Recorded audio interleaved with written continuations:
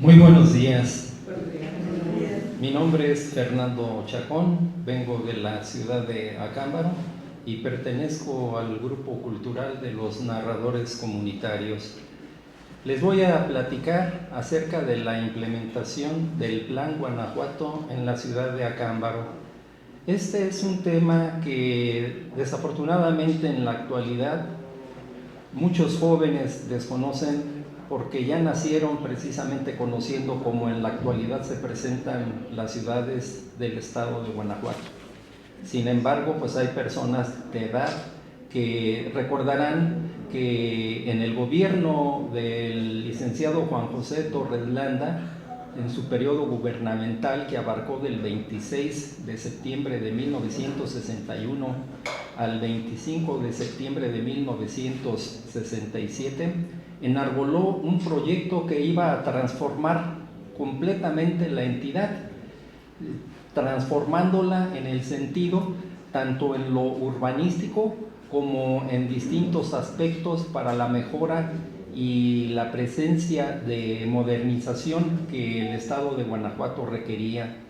Esto desde un principio de su campaña electoral fue uno de los postulados que llevó en todo el territorio estatal durante su campaña, que lo llevó a la gubernatura durante este periodo.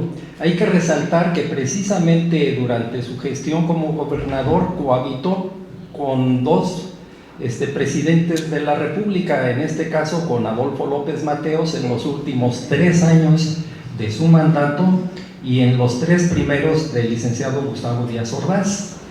Y comentándoles pues que no solamente este plan Guanajuato abarcó la modernización o la urbanización de los pueblos, sino que tuvo también afectaciones tanto en obras de electrificación, de educación, de salud, de caminos, carreteras, seguridad pública, creación de polos de desarrollo y sobre todo se caracteriza porque transformó precisamente la economía del estado de ser un estado con predominancia agrícola a un estado ahora con predominancia industrial.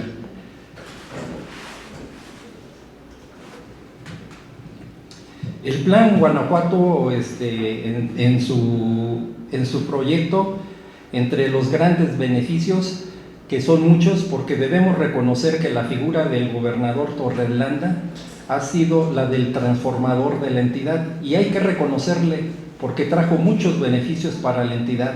Es más, actualmente Guanajuato ocupa la 15 economía más importante de todo el país, y esto se debe en base al trabajo que él forjó. ¿Por qué? Porque él fue el creador, entre otras cosas, del corredor industrial que actualmente todos conocemos. Eso fortaleció enormemente en un principio la economía local aquí en el estado, pero también tuvo importantes obras que permitieron el crecimiento y el desarrollo de grandes ciudades que actualmente en el estado representan las economías más fuertes, como la ciudad de León y entre ellas también la de Celaya, en donde se distinguen obras al haber creado precisamente los 2 bulevares que llevan actualmente el nombre de Adolfo López Mateos, tanto en la ciudad de León como en la ciudad de Celaya. Y por qué no mencionar otra de las obras importantes de urbanización, como la que hizo en la capital del estado, pues ahora sí llevar a cabo la construcción de lo que actualmente todo el mundo turístico conoce como la calle subterránea, ¿verdad? Arregló el río Guanajuato de tal manera que es uno de los atractivos más importantes turísticos de nuestra entidad. Es decir, vemos por todos lados los altos beneficios que tuvo la obra emprendedora y transformadora de Juan José Torres Landa precisamente en la implementación de su plan. Sin embargo, como todo proyecto, pues incluso aquí mismo en el caso de Yuriria, vemos que al implementar la urbanización de todas las ciudades, pues hubo que demoler algunas situaciones, algunas propiedades, algunos inmuebles que eran realmente históricos, pero él consideró que eran importantes precisamente para la mejora urbanística de toda la ciudad. y de todas las ciudades en donde se implementó, que fue en la mayor parte de las ciudades del estado de Guanajuato. Esto lógicamente requirió de una gran aportación económica, lo cual le valió tener una gran amistad con el presidente Adolfo López Mateos, que conoció desde sus líderes juveniles en el Partido Revolucionario Institucional y que lo apoyó precisamente porque iba a tener la necesidad de solicitar créditos para emprender tamaña obra que transformó la totalidad del Estado. Y precisamente él, como gran visionario y transformador, consideró que no era una deuda lo que iba a generar el Estado, sino que iba a ser una inversión propiamente, porque los beneficios iban a redituar en un futuro y la obra en su momento podría ser incluso más valiosa de lo que en su momento tuvo que pagar la entidad. Sin embargo, aquí en Acámbaro vemos que el Plan Guanajuato se ejecutó a finales de los años, en el año de 1964 y durante todo 1965. Efectivamente, Acámbaro era una ciudad que tenía completamente empedrado y sí requería de la modernización de servicios públicos, por supuesto, y en Acámbaro lo transformó por completo. Llevó a cabo pues la cuestión de lo que es el drenaje, ¿verdad? El alcantarillado. Introdujo nuevamente las redes de agua potable, el alumbrado público, la guarnición y la pavimentación de banquetas y de calles en el centro histórico de la ciudad, en un rectángulo que podríamos nosotros mencionar que es bastante grande, linealmente hablando, de calles de 800 metros de longitud por 600 metros lineales también, en un cuadrado que abarcaba precisamente todo el centro histórico de la ciudad. Y no solamente eso, sino que también pavimentó las calles Hidalgo hasta la salida hacia la carretera Sinapecuaro y Morelia, y también pavimentó la calle Guerrero desde el centro de la ciudad hasta la salida a las ciudades de Salvatierra y de Celaya. Entonces, como vemos, la obra transformadora pues requirió de grandes recursos que se aplicaron y se aplicaron bien, porque realmente sí se requería en toda la entidad de esa urbanización. Sin embargo, vemos también que no solamente en las calles, sino que transformó completamente el centro histórico de la ciudad, porque de igual manera también colocó adoquines en parques, jardines y en plazas públicas, así como en el atrio parroquial de la ciudad de Acámbaro. Y el más grande acierto que tuvo el Plan Guanajuato en Acámbaro fue el haber quitado el mercado municipal, porque se encontraba precisamente en donde ahora conocemos como Plaza Hidalgo.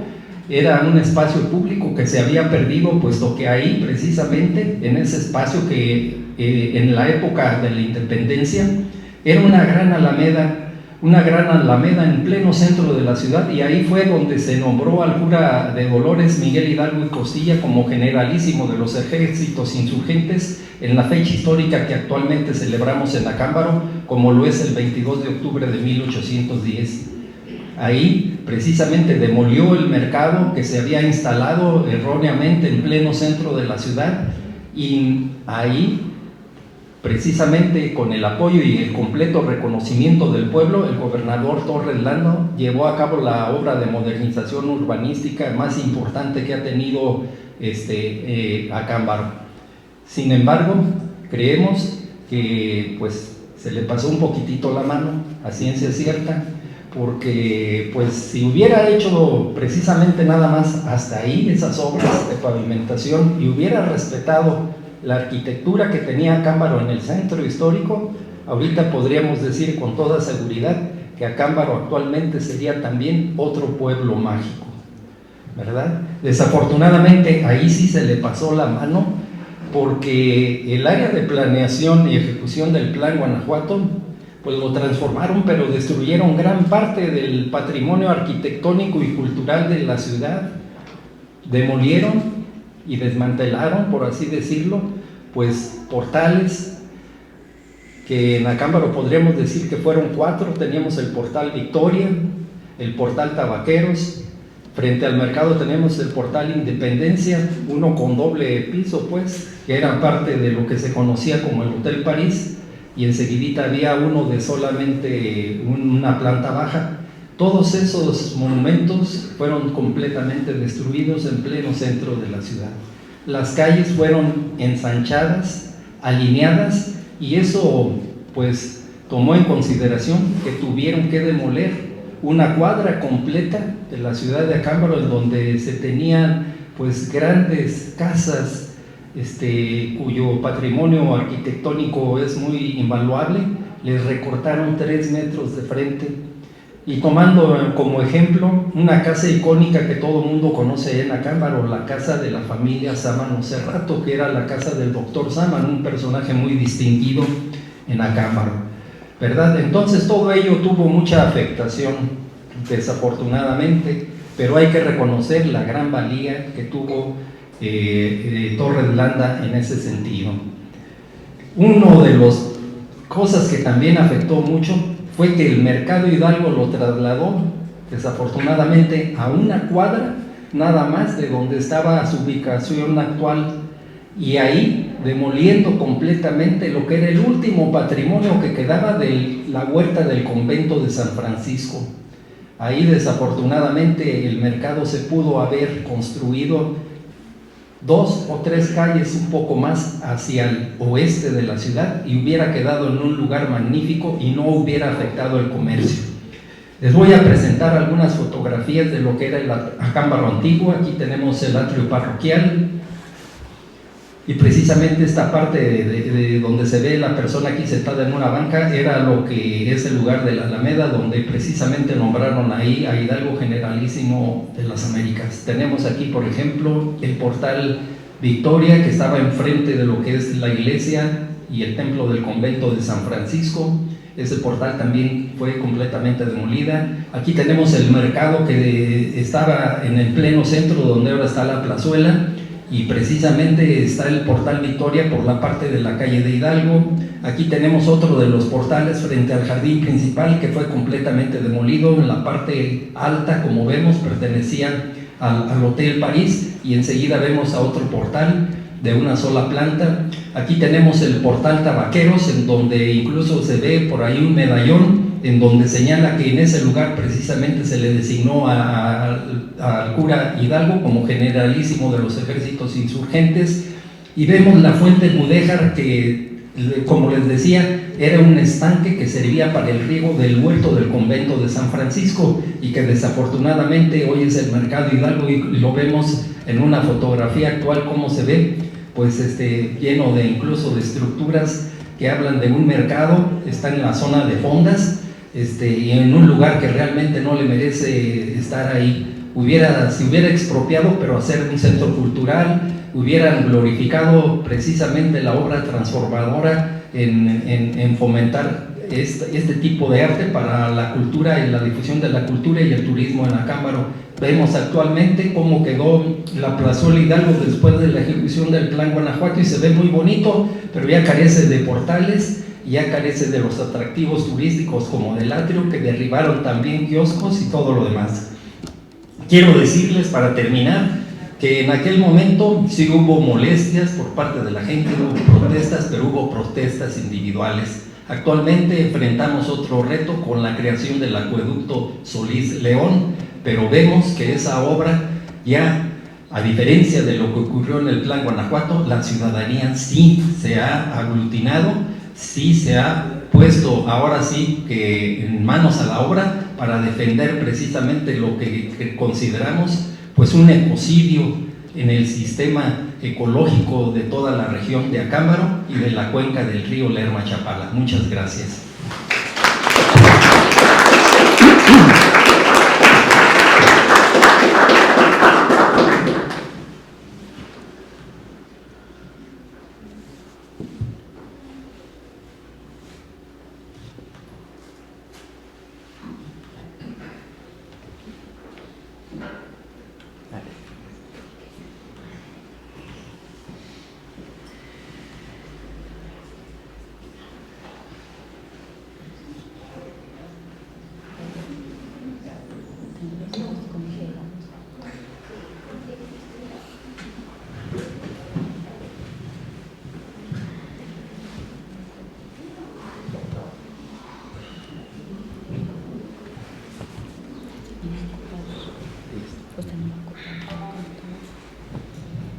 Muchas gracias. Continuamos con Pascual Zárate Ávila, de Salvatierra.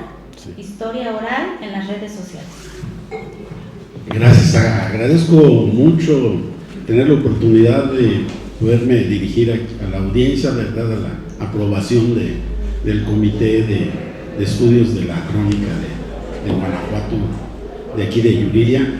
Y ayer estuve en las ponencias y espléndidas, muy gratas. Y agradezco mucho aquí al narrador comunitario, Fernando Chacón, que haya mencionado el tema del patrimonio cultural edificado y de lo que pasó en Acámbaro, que efectivamente pues fue un crimen enorme. La historia de Acámbaro dentro de Guanajuato es muy atractiva, muy sobresaliente, pero todos esos edificios que eran la prueba edificada de esa historia, pues la demolieron. También había un hotel allí en la estación del ferrocarril, muy moderno, pero vamos a decir del tiempo del Porfiriato, y más luego que estaba ahí la fundidora, y que creo que también la fundidora ya quedó fuera. Y en comparación con Salvatierra, en Salvatierra se ha conservado más el patrimonio edificado. Una de las tareas que tenemos los cronistas, yo soy cronista de la ciudad de Salvatierra, es contribuir a la preservación del patrimonio cultural, fomentando el aprecio por el edificado y el conocimiento del patrimonio intangible, que es leyendas, historias orales. Y en la medida que somos una zona de monumentos históricos, estamos también emparentados con la Secretaría de Cultura Federal, y entonces todo lo que podemos hacer debemos tener la autorización. Y ahora ya propiamente el gobierno no destruye monumentos históricos, ahora quien los destruye son los dueños, los propietarios, que pues no aprecian a veces lo que tienen. Y en ese sentido es en el que he estado yo trabajando el tema de la historia oral. Una de las actividades primeras que realicé fue el hacer una mesa de trabajo con propietarios de lo que antiguamente fueron los mesones, que son edificios pues, muy antiguos en Salvatierra y que ya no funcionan como mesones, pero se conservan casi en su totalidad del edificio. Y allí a quien les pedí yo que narraran la historia fue a los propietarios. Ellos los entrevisté, me dieron la historia que ellos conocían de familia, todo lo que podían ellos cubrir, como 100 años de testimonios de sus familiares. Y les dije que no me estaban diciendo para que yo lo expusiera ante un grupo al que se convocó a los ciudadanos y a estudiantes, sino que era importante que ellos lo manifestaran. Y ambos, dos de los propietarios fueron a platicar la historia familiar del edificio. Y les dije, lo que ustedes van a transmitir es la emoción, porque yo puedo decir lo mismo que ustedes y hasta en palabras más elegantes, pero no puedo transmitir la emoción. Y ahí el efecto que surgió de allí fue que se abrió un poquito lo que llamamos fortalecer el tejido social, porque lo transmitimos a través de Facebook, y entonces lo vieron muchas personas. Y los dos informantes tenían tiempo que no aparecían públicamente, así que pues los comentarios eran que qué gusto les daba verlos en la vida pública. Y lo que dijeron les abrió el horizonte de amistades o de reintegrarse a la vida social. Uno de ellos ya casi se la pasaba aislado, ya no salía, y después de que aceptó ir a platicar la historia de su mesón, de su familia, ya recibía muchas invitaciones. O sea, se fortaleció el tejido social y el aprecio por el edificio, porque había estudiantes y preguntaban qué era el monumento histórico, que se hiciera monumento histórico, que nosotros en qué nos basábamos. Entonces ahí les empezamos a explicar acerca de la catalogación y de cómo la Secretaría de Cultura y el INAH tenía el inventario y los domicilios, y entonces fomentamos la cultura de la preservación. En este sentido, es como redacté la ponencia que hice. Me voy a permitir leerla después de aprovechar pues vamos a decir, la experiencia dramática de Acámbaro, de que ha querido ser pueblo mágico y pues no ha sido posible. Estando yo, bueno, Salvatierra es pueblo mágico. Estando yo en plática con algunos de los compañeros de pueblos mágicos que han sido jueces cuando una ciudad quiere o un pueblo quiere ser pueblo mágico, y lo que me dijeron era que el único problema que tenía Acámbaro para pasar a ser pueblo mágico era el acueducto. El problema, dice, es que están apoyadas las casas, muchas sobre el acueducto. Dice, y eso ya les dijeron, si retiran las fachadas del acueducto, inmediatamente van a ser pueblo mágico. Pero entonces hay que lidiar con los vecinos, porque sí, son muchos los que están apoyándose. Bueno, voy a permitirme leer lo que redacté. La presente ponencia, denominada La historia oral en las redes sociales, es un trabajo de reflexión a partir de las experiencias propias de comunicar en Facebook y YouTube en los últimos 15 años. Mi propuesta es el resultado de observar el efecto de promover la publicación de historias orales, especialmente de personas con trayectoria en sus actividades profesionales. El sustento metodológico es el que sostiene el hecho de que el ser humano tiene conciencia de la motivación, finalidad, interés, deseo o necesidad como causas que lo hacen actuar en su vida en todo cuanto hace.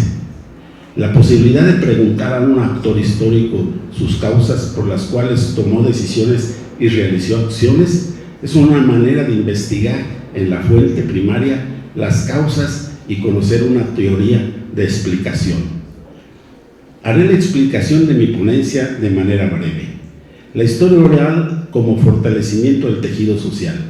La época actual es un tiempo de cultura audiovisual, de información instantánea. Las redes sociales permiten acceder a información de todas partes del mundo sin perder la realización de tejer relaciones de comunicación digital en tiempo real en localidades territoriales con grupos objetivos. Como cronista, interesados en los acontecimientos de un municipio, las fuentes de información están presentes de manera viva con los protagonistas de la historia de los últimos 70 años, ya sea mediante los actores mismos o sus descendientes que escucharon la historia oral del actor histórico. Para capturar un registro de los protagonistas deseando obtener su imagen y su voz como memoria histórica en sí misma, en la actualidad existen recursos tecnológicos para llevarlo a cabo y archivar en la nube o en las plataformas como YouTube y Facebook. Para fortalecer el tejido social está el recurso de publicar en redes sociales el momento del registro de la historia oral, haciéndolo en tiempo real y con un auditorio en vivo. Con esta táctica se logra fortalecer los lazos sociales de los tejidos familiares, gremiales, políticos y comerciales. Los temas de historia oral para redes sociales. El recurso de registro de la historia oral transmitiendo en tiempo real y con auditorio presente son convenientes los siguientes ejemplos. Crónica de los estudios fotográficos y los mesones. Las tradiciones impulsadas por la sociedad civil como concurso de altares de muertos, corridas de toro, estilo charlotada, tienta de vaquilla o novilladas, edificación de partes de los templos, creación de grupos de mariachi y bandas de viento, asociaciones de charros y escaramuzas, La parte esencial en la historia oral, transmitida de manera virtual y con un auditorio presencial, es indagar la memoria oral de los protagonistas o de sus descendientes. La parte importante es el origen, equipo de trabajo, etapas y triunfos profesionales. Transmisión en redes sociales. La transmisión virtual o grabación debe de ser con equipo profesional, con técnicas de edición en vivo y juego de cámaras de grabación. La limpieza y claridad del sonido es de suma importancia para captar audiencias de los relatos orales. Los apoyos de fotografía e imágenes multimedia antiguos son de menor importancia con respecto al relato oral. La oralidad es la parte valiosa de la grabación. El objetivo es registrar las palabras empleadas, el estilo del relato, la composición de las partes narradas. Todos son elementos históricos para definir descriptivamente una época en la localidad. Conclusiones. La historia oral con transmisión y frente a un auditorio presencial es un registro con dos objetivos de función social. Uno, de apoyo al mejoramiento del tejido social en la comunidad municipal y citadina. El otro es el registro histórico para consulta de investigadores y cronistas durante los siguientes años posteriores. Hay efectos secundarios como atraer visitantes nostálgicos emigrados de las localidades, promoción turística y comercial. Pues una recomendación es incluir patrocinadores en las transmisiones de los programas de historia oral, tanto para contratar a equipos de transmisión profesional como realizar una grabación editada en tiempo real con sonido de alta fidelidad. Agradezco su atención. Muchas gracias.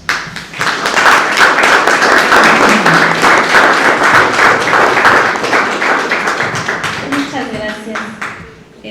Con eso concluimos esta parte. Empezamos la siguiente mesa con la temática de conflictos armados del siglo XX, para lo cual solicito a José Arturo Luébano, de Villa Hidalgo, Jalisco, que se acerque, y a Jorge Vera Espitia, de Cortázar, Guanajuato.